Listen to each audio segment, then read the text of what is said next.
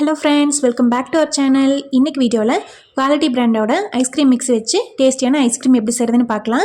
இதில் வந்து நிறைய ஃப்ளேவர்ஸ் இருக்குது. நான் வந்து பிஸ்தா ஃப்ளேவர் வாங்கியிருக்கேன்.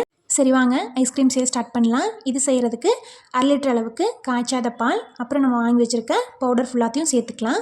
ஒரு பாக்கெட்டுக்கு 1/2 லிட்டர் பால் கரெக்டாக இருக்கும். எடுத்துகிட்டு அதை வந்து ஸ்டவ்வில் வச்சு மீடியம் ஃப்ளேமில் அடுப்பு வச்சுட்டு நல்லா கலக்கிட்டே இருக்கலாம். அந்த பவுடர்லேயே சுகரெல்லாம் இருக்குது, அதனால் நம்ம சுகரெல்லாம் எக்ஸ்ட்ராலாம் எதுவுமே சேர்க்க தேவையில்லை. ஒரே ஒரு கொதி மட்டும் வந்ததுக்கப்புறம் அடுப்பை ஆஃப் பண்ணிவிட்டு ஒரு அகலமான பாத்திரத்தில் சேர்த்துட்டு நல்லா கூலானதுக்கப்புறம் ஒரு பவுலில் சேர்த்துடலாம்.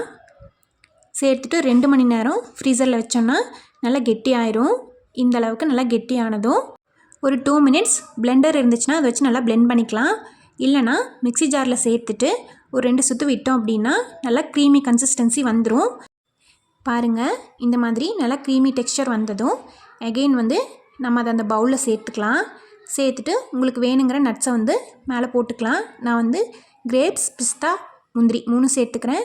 இது சேர்க்காமையும் ஐஸ்கிரீம் சாப்பிட நல்லா தான் இருக்கும். இந்த பிஸ்தா ஃப்ளேவரில் இருக்கிறதுனால நான் கொஞ்சம் சேர்த்துக்கிறேன்.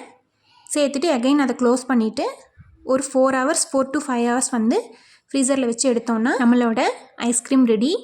சும்மா சொல்லலைங்க, அவ்வளோ டேஸ்ட்டாக இருந்துச்சு.